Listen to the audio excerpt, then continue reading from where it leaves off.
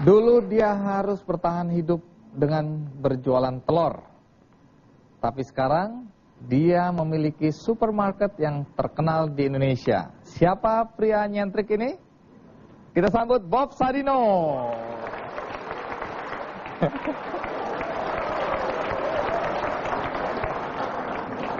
Oke, Om Bob, terima kasih banyak udah mau datang lagi di acara Kikendi.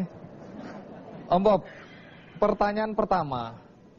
Tadi narasumber adalah tokoh-tokoh yang inspiratif, tokoh-tokoh yang sukses. Bagaimana orang bisa percaya bahwa Anda sukses kalau untuk beli celana aja nggak mampu? Andi, saya itu nggak pernah tahu kata sukses itu apa sih sebetulnya. Oh, jadi sukses menurut Anda apa? Nggak tahu. Selesai, terima kasih. Om Bob, apapun cerita, Kemcik yang Anda pimpin itu adalah salah satu supermarket bergengsi untuk kelas atas, dan ini merupakan kisah sukses. Lepas dari Anda tidak mengakui apa itu arti sukses, tapi bagi banyak orang kisah hidup Anda banyak menginspirasi. Kita lihat kisah hidup Bob Sadino berikut ini. Bob Sadino dikenal sebagai pengusaha sukses dengan jaringan usaha supermarket Kemcik. Ia juga sekaligus perintis Kem Food atau perusahaan daging olahan dan Kem Farm atau perusahaan khusus ekspor sayur mayur. Pengusaha nyentrik yang memiliki ciri khas berkemeja dan celana jeans pendek ini awalnya juga bekerja sebagai karyawan perusahaan sebelum akhirnya memutuskan untuk berwirausaha. Bob memulai bisnis sendiri dengan menjadi peternak ayam sekaligus penjual telur ayam keliling setelah sebelumnya sempat menjadi kuli bangunan. Di tahun 1974, Bob Sadino mengembangkan usahanya dengan berjualan berbagai bahan kebutuhan pokok lainnya. Ia melebarkan usahanya dengan memproduksi sosis atau daging olahan. Selanjutnya, di tahun 80-an, ia memperkenalkan sistem budidaya tanam tanpa tanah atau hidroponik untuk pertama kalinya di Indonesia. Dengan sistem ini, ia berhasil membudidayakan berbagai jenis sayur mayur dari Jepang dan Eropa.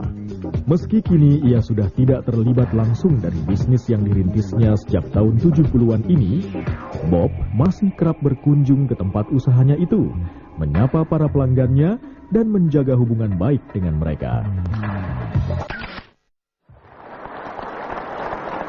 Om Bob, lepas dari Anda suka tidak suka dibilang sukses, orang selalu menganggap Anda sukses. Sebenarnya sekolah Anda sampai di mana sih?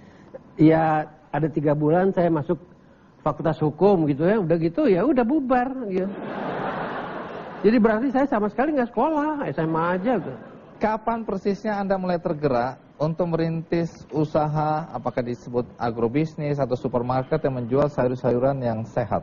Ya, pada tahun 70, di penghujung saya jadi 1 tahun kuli bangunan itu, saya perhatikan, kok telur di Indonesia beda sama telur yang saya lihat di Eropa dan Amerika. Apa bedanya? Saya nggak tahu nama ayam itu apa, saya ambil sepotong kertas, tulis surat sama teman-teman negeri Belanda, tolong kirimkan anak-anak ayam yang bisa bertelur. Tanpa saya tahu ayam apa itu. Dan sekaligus tolong kirimkan saya majalah bagaimana tentang melihara ayam. Jadi ketika istri saya bawa 2 kilo ke kiri, saya bawa 3 kilo ke kanan, saya ketok pintu rumah orang Indonesia, nggak ada yang mau beli telur. Oh, Anda jualan sampai rumah ke rumah begitu? Iyalah. Terus? Nggak ada yang mau beli karena telurnya beda kan. Nah, untung di daerah saya Kemang itu udah beberapa tinggal orang bule. Gitu ketok pintu rumah bule, langsung dibeli. Hanya 1 minggu dia bilang kasihan sama saya. Udah deh kamu tinggal di rumah aja, saya datang ke rumah kamu. Itulah awal dari usaha saya.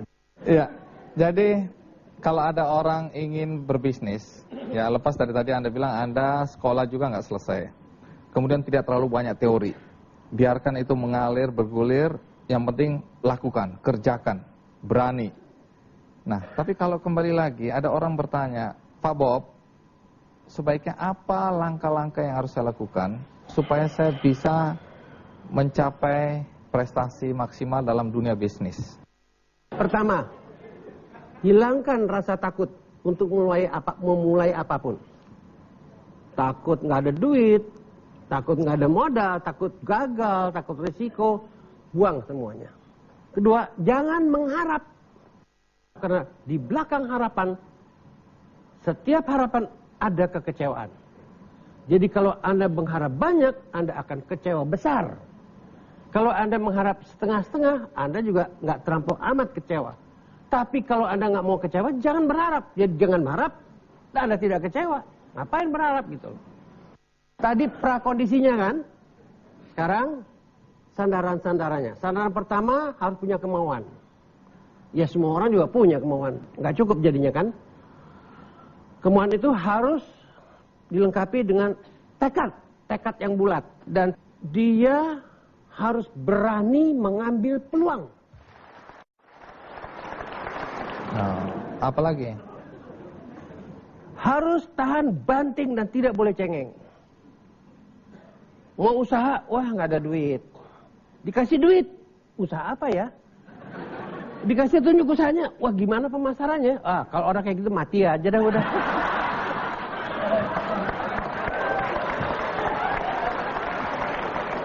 Masih ada lagi? Ya, bersyukurlah kepada Sang Pencipta.